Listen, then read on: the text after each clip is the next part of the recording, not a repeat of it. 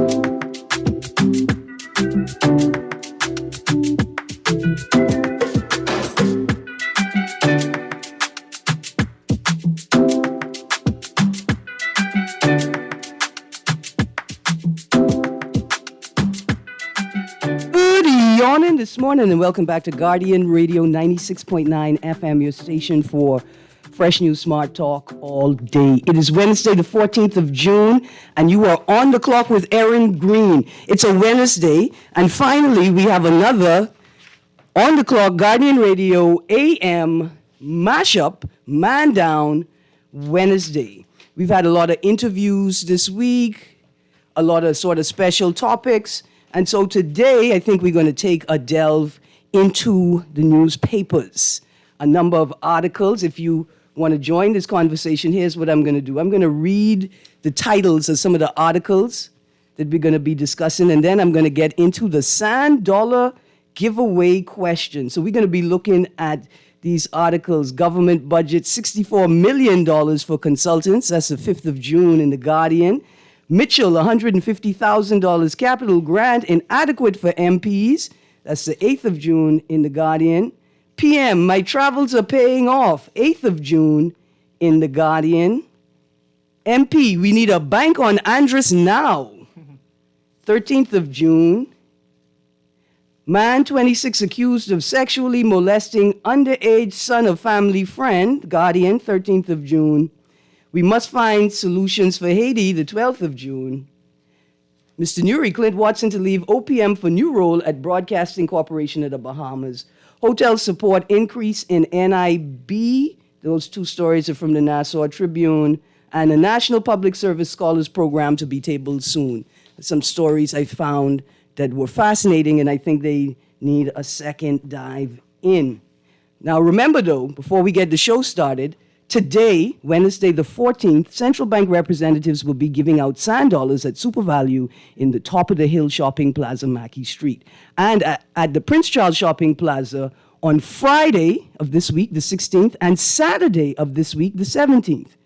Show your sand dollar enabled digital wallet at the door and receive $200.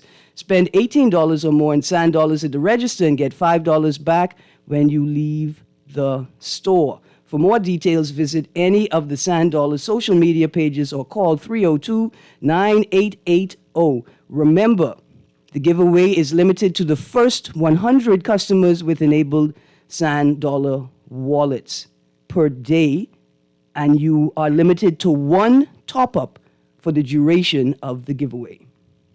And Mr. Nuri, every day for the next 4 months, we'll be giving away sand dollars to digital wallet holders. Every day, 2 winners will receive $30 in sand dollars. To be eligible to win, you must have a digital wallet and answer the trivia question correctly. When you call in, give the producer your name and number, digital wallet provider, and your digital wallet address or custom name to transfer the funds to your digital wallet if you get the right answer. Listeners are restricted to one transfer for the duration of the competition. You can only win once. I had a texter who won yesterday, but I think I transposed the information incorrectly. A texter with the last 4 digits, I think 1065 or 1064, you're a regular texter. Please text back and give me that information again. Here is the question for today. Which country produces the most tamarind? Which country produces the most tamarind? These answers can be found very easily by Googling the question. Remember, if you play the game via text, I'm requiring you to share your contact information, or there's somebody who's ready to play the game. If you're playing by text, you need to text your wallet information, your cell phone number attached to your wallet, and your custom name. Again, the question is, which country produces the most tamarind? The numbers to call, 323-6232, 325-4316, 325-4259, and for people in the Bahamas but not in New Providence, toll-free number 242-300-5720. That's 242-300-5720. And Mr. Nuri, before we get started, I want to put out a little plea. I looking for Bahama Games influencers. I already met Sawyer Boy, Bear, from the Long Island Sheep Runners. I need y'all to call in and tell us about your team. Team influencers for the Bahama Games teams. All right, Mr. Nuri, of all of the subjects on the table, which one you want to talk about first? You mean I have a choice? Yes, it's a man down Wednesday, but that don't mean I can keep you down. Okay. No, mind you, and I see you already have callers on the phone. I'm sure that'll be somebody who's calling to win some things. So let's do that first. And I want to talk about the budget, right, loosely, because, we have persons who analyze the budget. But one aspect of the budget I want to comment on, it's particularly because I came across a commentary that I would like you to read into the record, and then we discuss the commentary. Okay. And it's about the increase in the members of parliament $100,000 community. Right. fund. So I want to discuss that. Okay, awesome. I got the story here. Mitchell, $150,000 capital grant inadequate for MPs. That's the Guardian, the 8th of June, 2023. That was a very interesting story for real. The government is raising the constituency's capital grant in the upcoming fiscal year from $100,000 per constituency to $150,000 per constituency. But even that is inadequate to meet the tremendous demands placed on MPs to carry out infrastructure projects and meet requests for social assistance from constituents. Minister of Foreign Affairs Fred Mitchell said yesterday. Mitchell said if it were left up to him, the grant would be raised to $1 million as there is a need to, quote, empower incumbents in their work, close quotes. And what I sent you something just now in your WhatsApp. Mm-hmm. I want you to read that, and let me put the mic closer to me, juxtaposed to that article, so we can now have a discussion based on the two parallel positions. Okay, awesome. See it there? I got it. Just don't read the author's title at the end. Don't read the name of the person who sent it. Okay, no problem. Too many cooks. With all due respect, it is a specious argument to suggest that MPs' constituency allowances and or capital allocations should be raised in order to better address constituents' requests for social assistance. Members of Parliament are to represent the interests of their constituents in the House of Assembly and to advocate on their behalf. MPs should not attempt to or be expected to fill the role of the Ministry of Social Services. This not only raises unreasonable expectations of MPs, but also places them at undue risk, allegations of political bias in the disbursement of social assistance to constituents. It could also weaken the accountability of the Ministry of Social Services due to a potential overlap in roles. When one body is responsible for a particular function, there is no doubt as to who is accountable. But things become less certain when multiple bodies are charged with similar duties. There is also another danger, accountability. How do we ensure that we hold our members of Parliament accountable for the things for which they should be held accountable if our expectations are focused on MPs performing a role that they should not be expected to perform.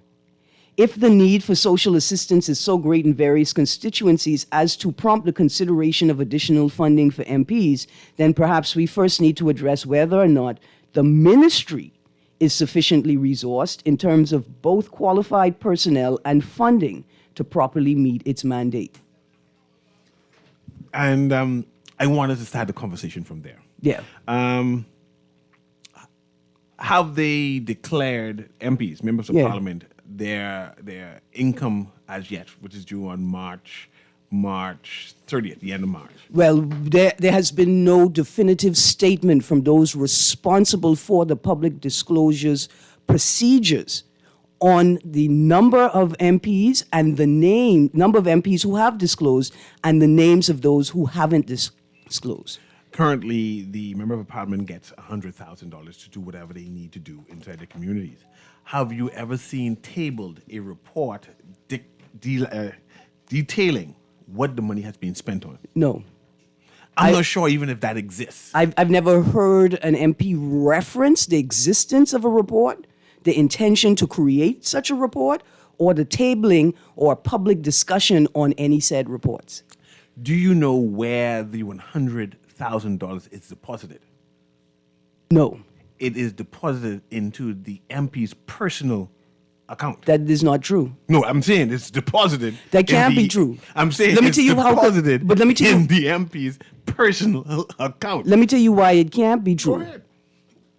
Because the people who are responsible for the public disclosure committee and its procedures speak to us in a way that suggests that sometimes we get too nosy. Like sometimes we get beyond ourselves and we want to know what politicians make.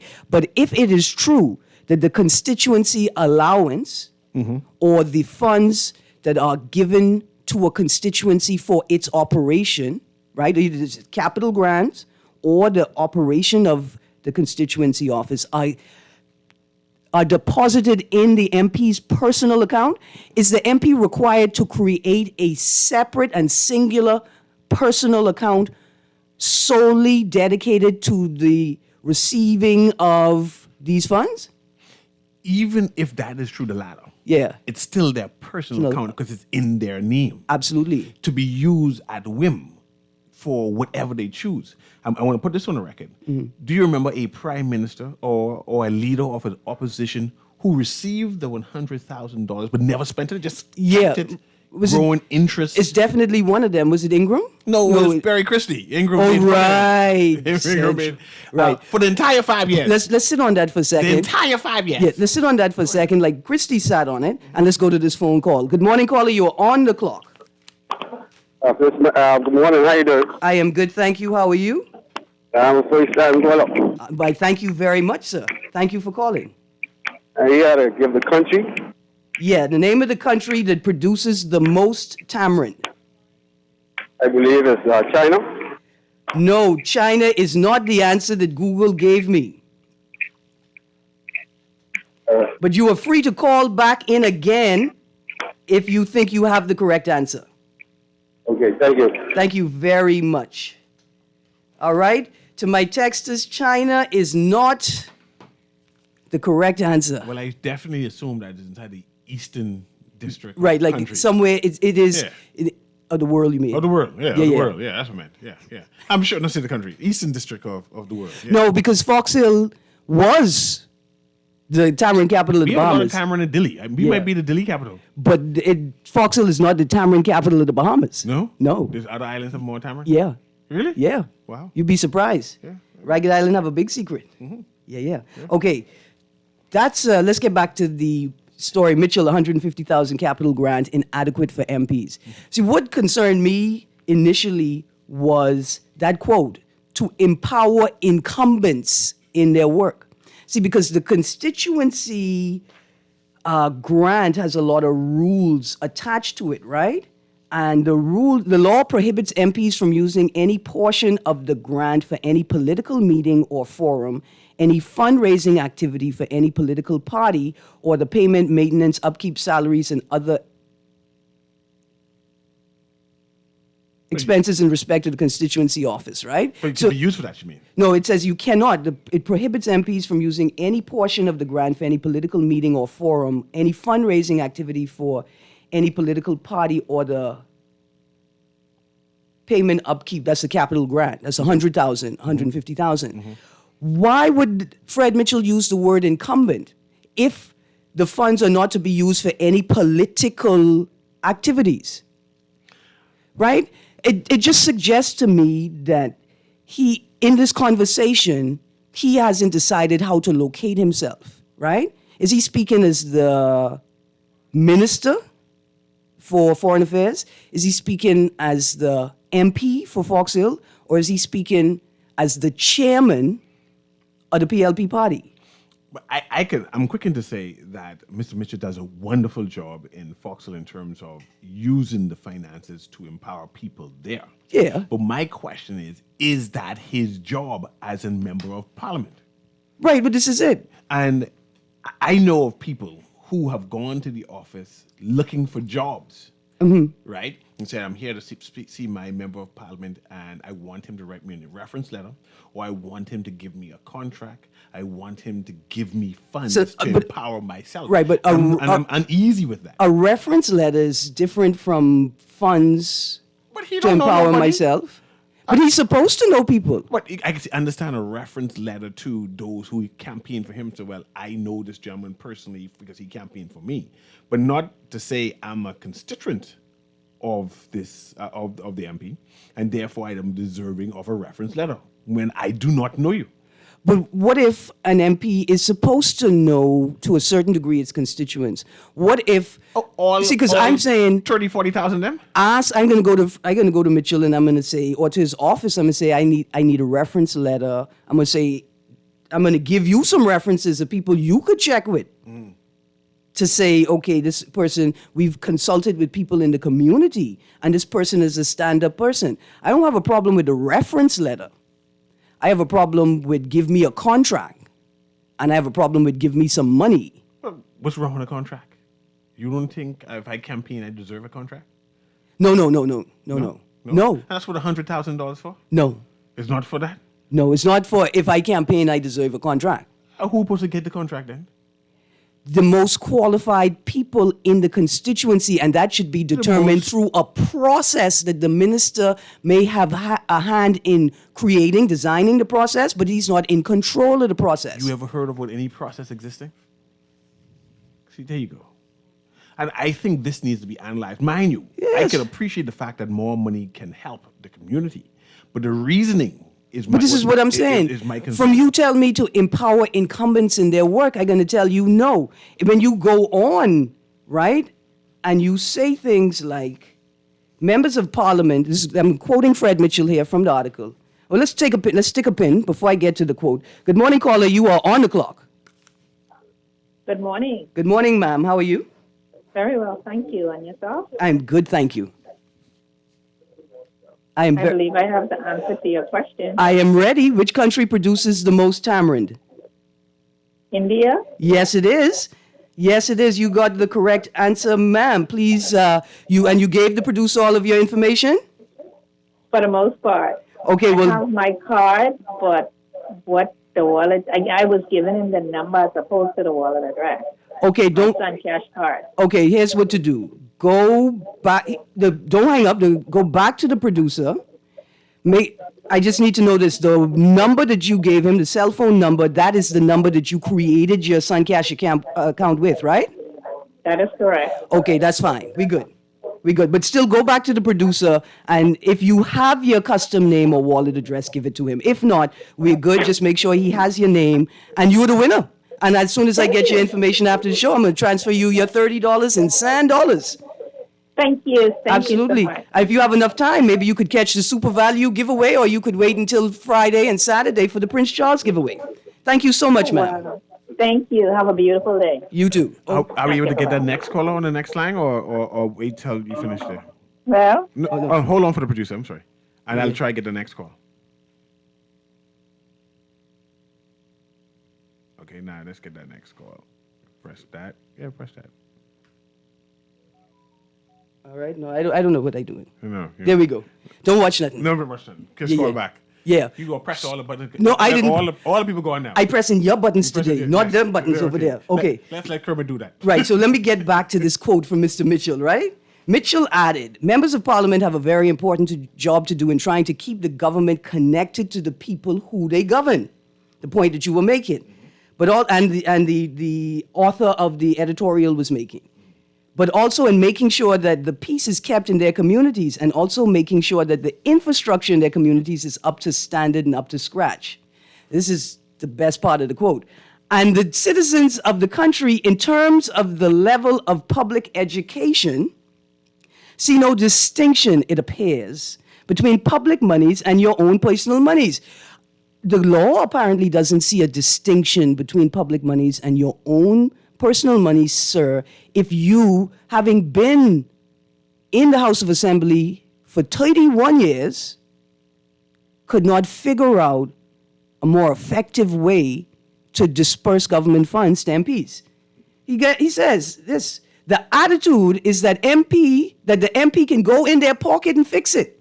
But that's not the case. Most of us are men and women of ordinary means, and you have to apply yourself in the judicious use of public funds to meet the greater demands of the Bahamian public. I see that call on the line. Call I coming right now. Does Mr. Fred Mitchell think that we think that he is a man of ordinary means? You trying to say Mr. Mitchell is not a man of ordinary means? You trying to say he's wealthy? I wasn't trying to say it. Do you think he have real money? He lives a modest life, man. You don't think he lives a modest life? I think he may live a modest life relative to those he aspires to live like. But I think a lot of us, a lot of people, not just us generally, but people in the political class, they need a little spatial awareness. You could imagine MPs suggesting to the average Bahamian that we are just ordinary people like you too. But surely they are just ordinary people. Our MPs are I mean, rich. they born ordinary. They aren't rich. What benefits do MPs They go to the House of Assembly ordinary, but a lot of them come out of the House of Assembly as extraordinary. They only make $23,000, $25,000 a year. That's chicken feed, man. Listen, what I could tell you is this before I go to the caller, is if I had a properly functioning public disclosures commission, that I could be able to make these determinations with far more certainty. Good morning, caller. You're on the clock. Greene. Good morning. Good morning, Yuri. Inshallah, blessings to you. Okay, can you hear me now? Yes, sir.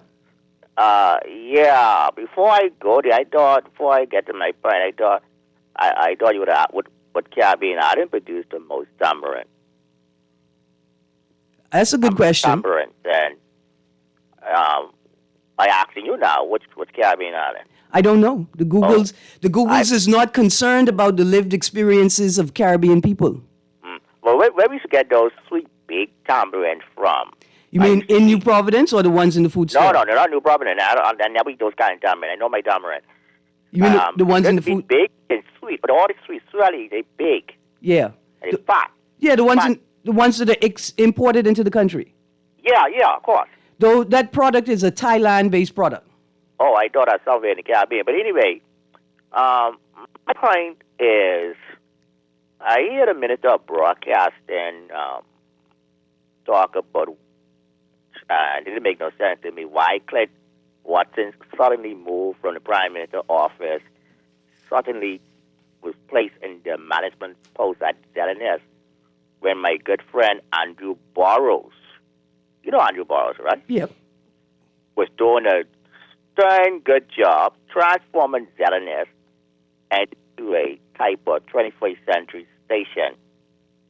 And I'm wondering, why did Gerald Mandolin and put in Clint there? I want a minister to come clean with that. You don't think they're being honest about the reason for the transfer? They didn't say it. He said it. Can't you say? Minister say. Try to say why Clint is there. What did the minister say? What did the minister? Yeah. Did you see in the papers right there? I don't have the notes on me, but I know you made a statement. Man, I saw it. Okay, I can read the article I found from yesterday in the Nassau Tribune. Clint yeah, Watson you to can the... read it when I finish, but I'd like to know where Andrew going. I'd like to know if the chairman and Andrew didn't get along and Andrew had to go, according to my source. That's what your source is telling you. Yes. And that doesn't line up with what the minister responsible. I don't my constitution, freedom of expression. No, I ain't challenging you. I'm just asking you. You said doesn't line up. But Why you want to pick a fight on my radio? You know what they call this, Pumpkin Eater? Then the public don't you can call after me. Pumpkin Eater, you know what they call that? I think they call that a proxy war. I gotta go now. Yep. Listen, I don't want to talk about it. I mean, I want to talk about it, but I don't want to talk about that part because I think that's divisive and it's not helpful. If you want to, let's have some interrogative questions. Andrew Burrows, during his time at ZNS, did he get rid of the beige computers? Did he get rid of the beige computers? Is that in the budget? It could be like the central bank when the government just cancels the construction. We ain't getting no new computers. Keep them computers right there. Yeah. Yeah. I mean, there's a lot of questions to be asked. Let's go to the caller. Good morning, caller. You're on the clock. Morning, Erin. Good morning. Good morning, Mr. Nuri. How you doing? Listen, Erin, that Clint Watson thing is kind of itchy for me because I feel like it's because he is right now serving as a personal assistant to the prime minister or whatever you call that, whatever he does. I mean, the official title is press secretary. Yes, but he does it for a Pacific party, a Pacific. Oh, yeah, it's an minister. appointment. It's an appointment. Thank you. So what would that look like now, transitioning him as the general manager of the government-run radio station? Yeah. That don't smell right. You understand? 'Cause Yeah. there's so much things in there that, I mean, come on. I think If that smell is the beige computers burning up in the heat. even worse than that, it smells like those IBM computers. Ma'am, When, this is, like I say, those big old building computers. my... It's ridiculous, and I don't think the minister, Laroda, he's making it seem like it's no big deal. I wonder if they are in touch with the way the Bahamians think. Yeah. I'm wondering, because at the end of the day, you have to realize that the way we think, we're going to see that as as fishy as possible, because first you'll come in, you'll strip all the media houses of some of their best.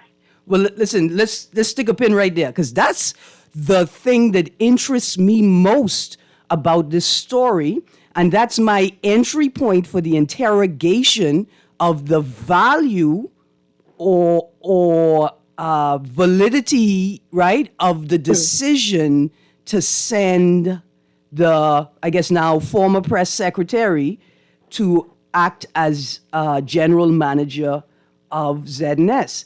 I am gravely concerned, and I'll say it, this government, one of its best successes so far has been destroying the local media. And you're going to do it on the grounds of saying that a professional, properly functioning government needs a professional, properly functioning media. But the media that doesn't operate, they don't operate in isolation. You can't take the government can take the media and separate it from the rest of the media.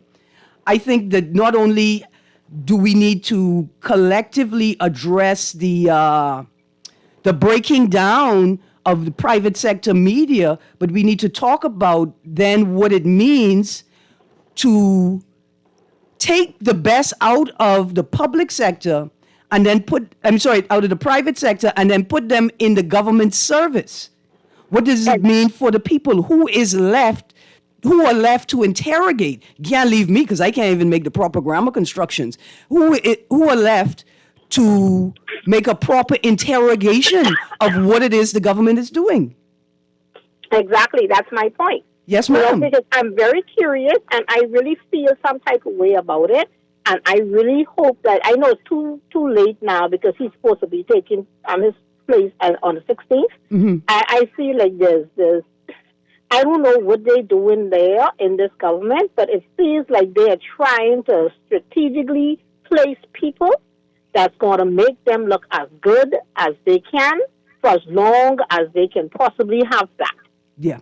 You understand me? And I feel like somebody like Clint Watson, who has proven himself to be one-sided for a minute now, I don't think he should be placed in that position because he is going to scrutinize anything. I guess you'll now hear nothing from the FNM and nobody else. And the other media houses. Next, he's trying to find a way to deal with some of them who was unfair to his government and so on and so forth. Yeah. I don't feel like that. Somebody needs to speak to Mr. LaRuda and whoever else is in charge of doing this and tell them from the Bahamian standpoint, or do me a favor, Erin, do what is called the thing when you have people say who like it or who don't. Okay. What you call a survey. Yeah, I got you. Do a survey. Thank you much, eh? I got to go. And Cecil itching to say something. Yeah. I believe the caller's commentary is worthy of analyzation. Yeah. And after these callers that we go through quickly, let's analyze that. What is the intent of Clint Watson? What can he bring to the table? How do we see ZNS? How will ZNS be improved upon? And what are the mechanisms that will be used to ensure or to minimize conflict of interest? Yes. Absolutely. Good morning, caller. You're on the clock. Hi, pleasant good morning, Erin. Good morning. So you got Cecil and that with you? Yes, it's a mashup today. Good morning, Cecil. Hey, man. Good morning to the nation. I just tuned in just for clarity a few minutes ago. Caught the last caller comment, which cautioned me and prompted me to call in because I believe it would be reckless to leave that level of commentary on the open air without challenge. First and foremost, Clint Watson is a journalist by profession, right?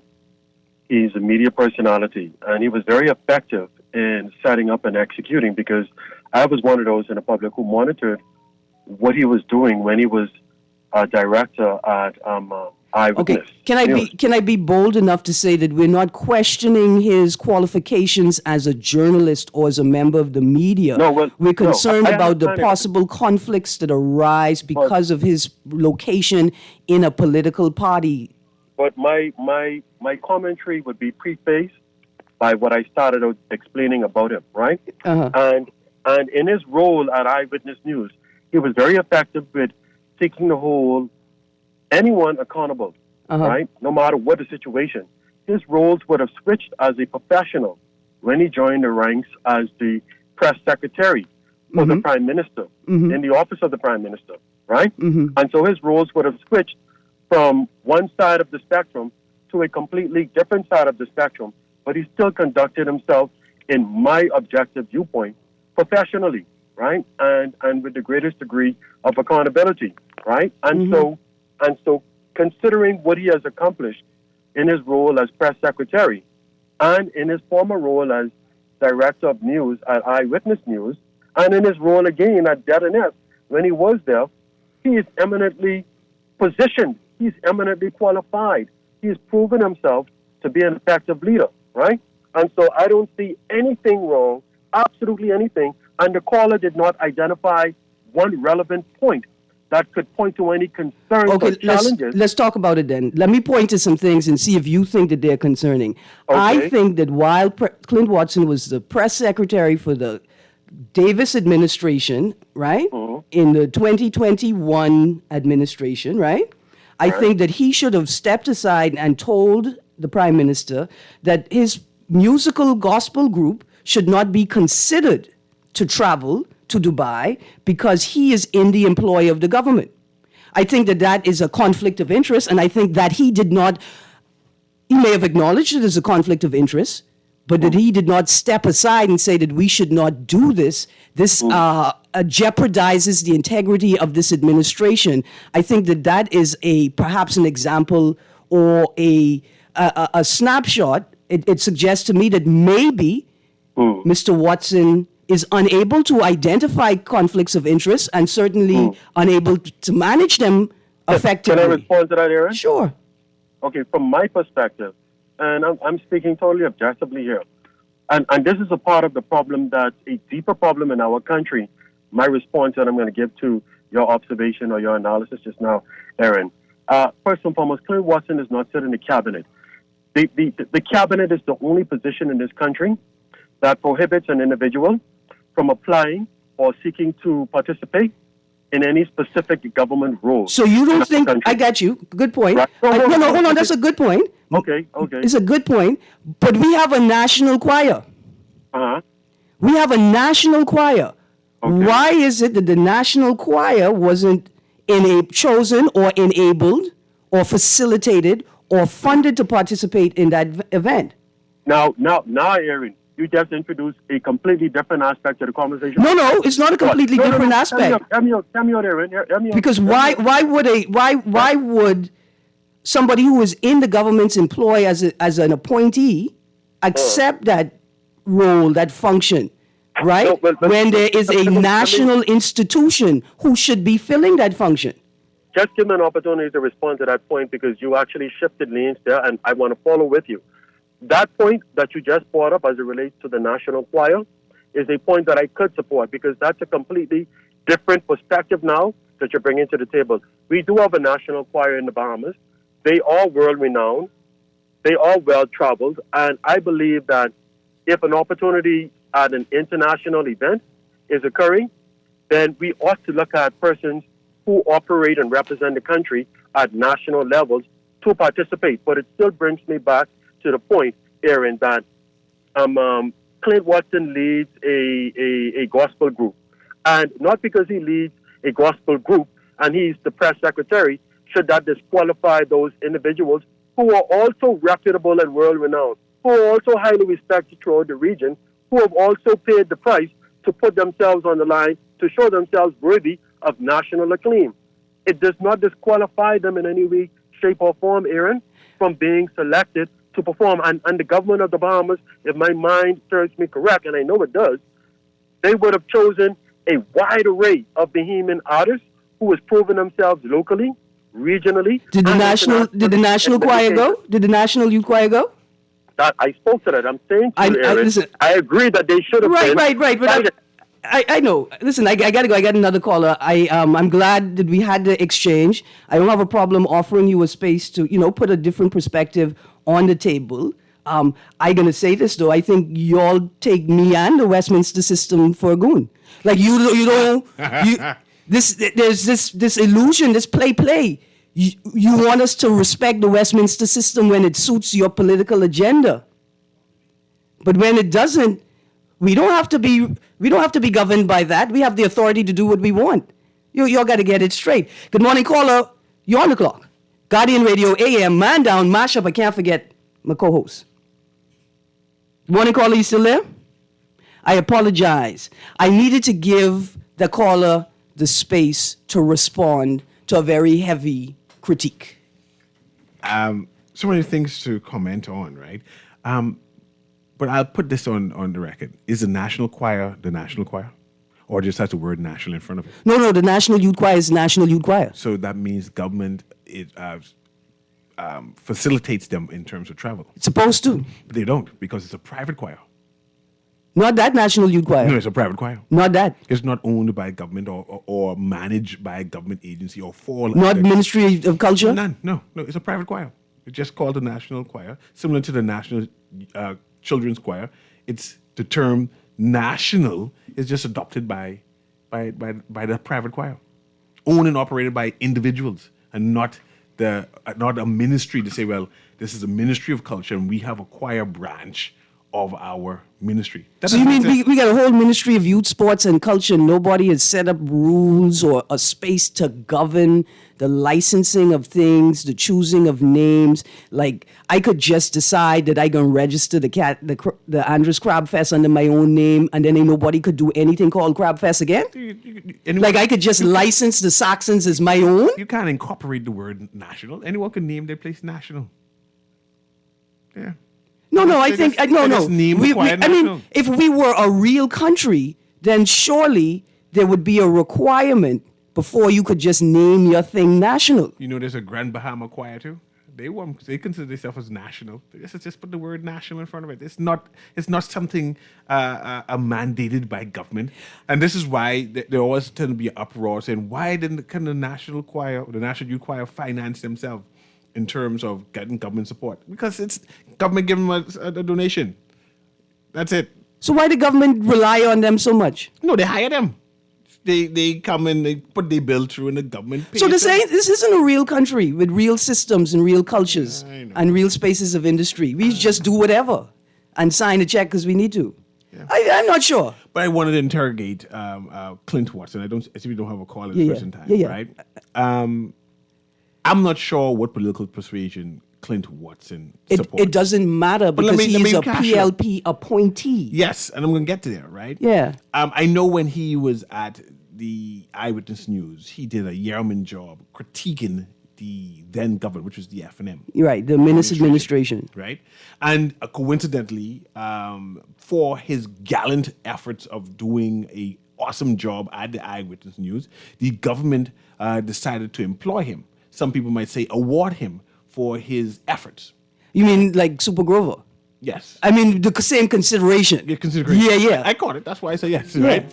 So, and I see we go into a commercial break. It's already 45. But my concern is, will that gravitate from the press secretary to ZNS and use the ZNS platform as a machinery for this administration? I'm a little uneasy and concerned, and it should be something to watch, right? Because we saw how Eyewitness News was done.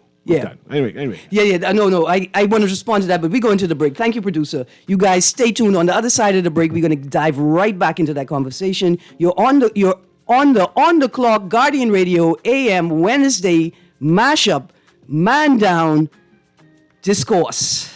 Dive into the newspaper. We'll be right back.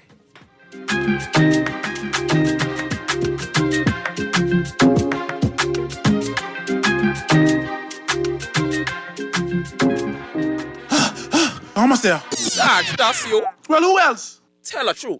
I thought a beige walrus was dying on the sidewalk. I'm preparing for my 4x100 meter debut. More like 1 by 1, because the other 99 killing you. Funny, the Bahamas games come in July 7th to July 15th, and Grand Bahama gotta win this. Well, you know that. Email info@thebahamasgames.org or call 322-1029 for more information. Which island is gonna win? It's that time again! Sign up now for the Michael Scooter and Peace on the Streets Basketball Classic, taking place July 24 to the 30th at the Hope Center and the Candlelight Exchange. Call 601-4842 for more information. Powered by the Bryce Newbold Foundation. It's game time!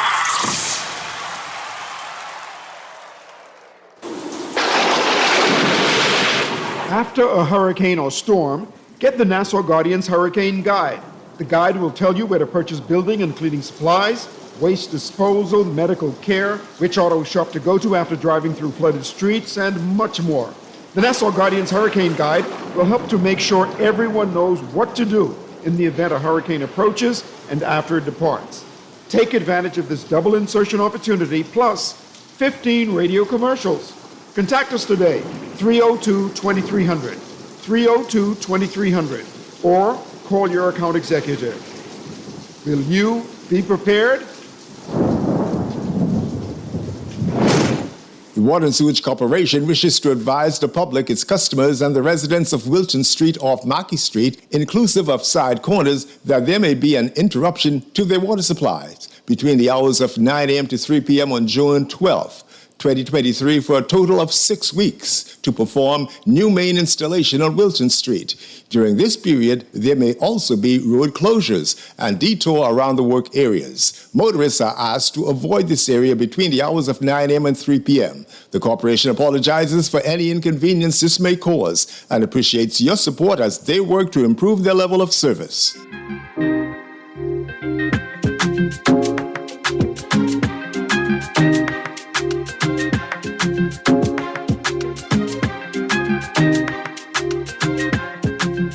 morning and welcome back to On the Clock, Guardian Radio AM mashup. Dear texter from yesterday, please text back so that we can connect.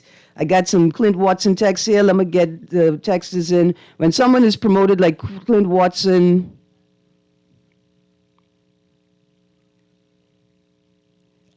this is a hard one. Anyway, people are distrustful of the manner in which Watson has entered the political realm, even though he is not a politician.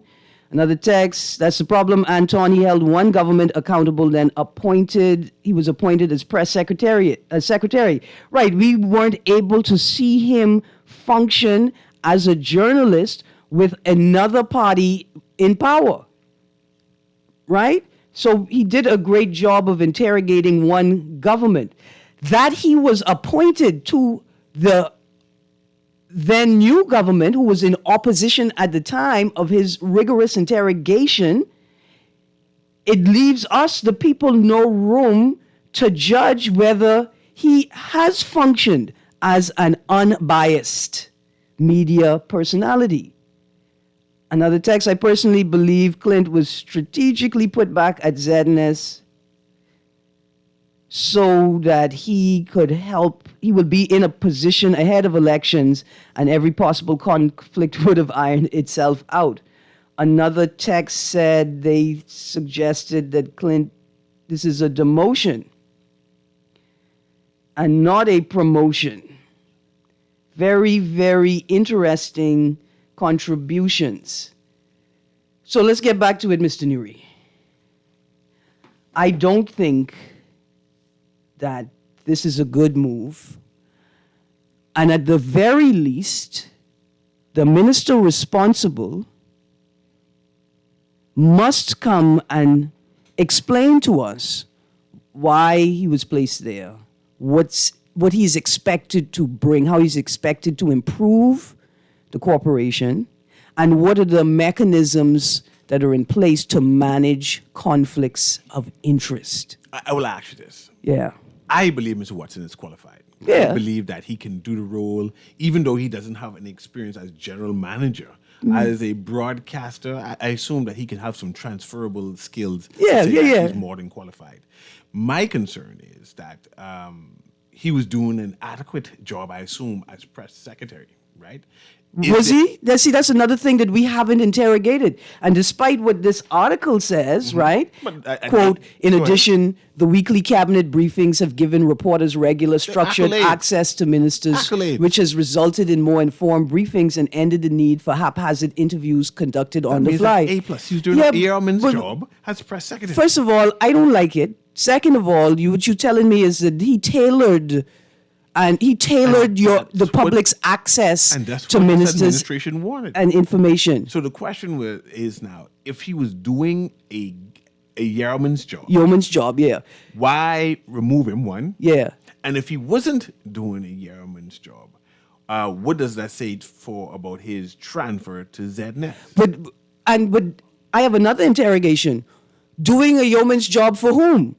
He's doing the government's work very well, but what about the people? But that's all in the same. The people in the government. No, it's not, apparently. I mean, the people's money could go into MP's wallet. Access to the government. What else could they do? You never get more access than we have now. I actually preferred the access that we had earlier because at least they weren't tailored responses. And even now, I think there's a problem that our minister responsible for NIB highlights regularly. Are the press briefings being used to silence ministers and to prevent them from saying things that the OPM or cabinet, other members of cabinet, do not want to be said? Well, we know that cabinet is a collective responsibility, so the ministers have to speak only what's said in cabinet. That's no personal view when you're speaking as a minister. You speak on behalf of the cabinet. Yeah, well, I think that perhaps he's doing a great job for the Davis administration, but is doing a great job for the Davis administration the same as doing a great job for the Bahamian people? But let me segue a bit. Yeah. Was ZNS challenged that they needed to remove the acting general manager, who's just recently promoted as acting general manager, and that in their desperation of having change, having transformation, that we say, hey, let's seek out the talents and the skills of a Clint Watson, because direly ZNS needs transformation now, because what is happening now okay, is so watch not this. working. What type of transformation does it need, and what is it that Clint is going to bring?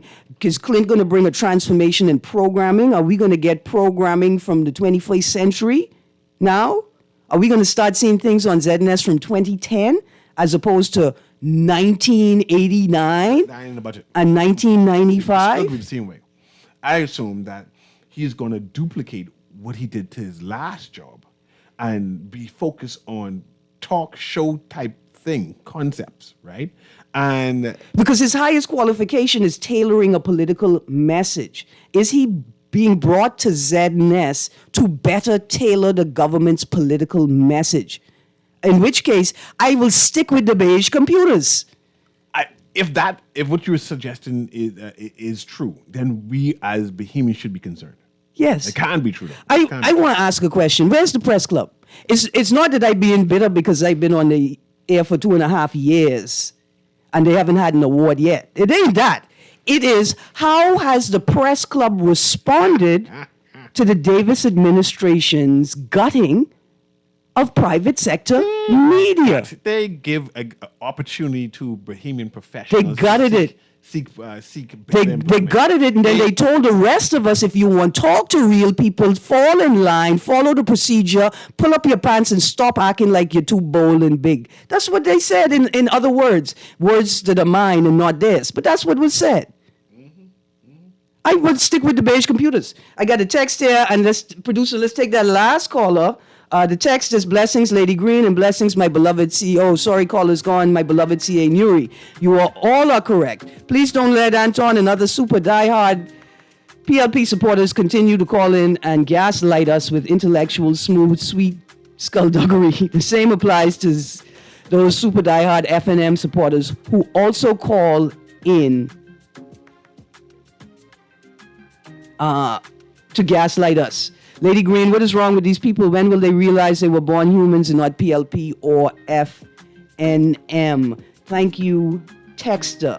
Anton's contributions, they weren't wildly ridiculous, but I had to let him respond because the space, we're trying to find balance in this conversation. We're not attacking Clint. We're not attacking anybody. Another person said, if I were Clint, I would be scared for how the PLP treat their political appointees. Today for me, tomorrow for you. Just ride your 5 years and be grateful. I find that people just want more than 5 years. I mean, at the beginning, the political culture was fine for you. Don't pull a K. Forbes Smith now. Yeah. You guys, stay tuned. On the next half of the hour, we're going to get right back into it. Call back. I see you calling now. We're going to be on the next side again. Yes. We'll be right back. On the clock, Guardian Radio 96.9 FM.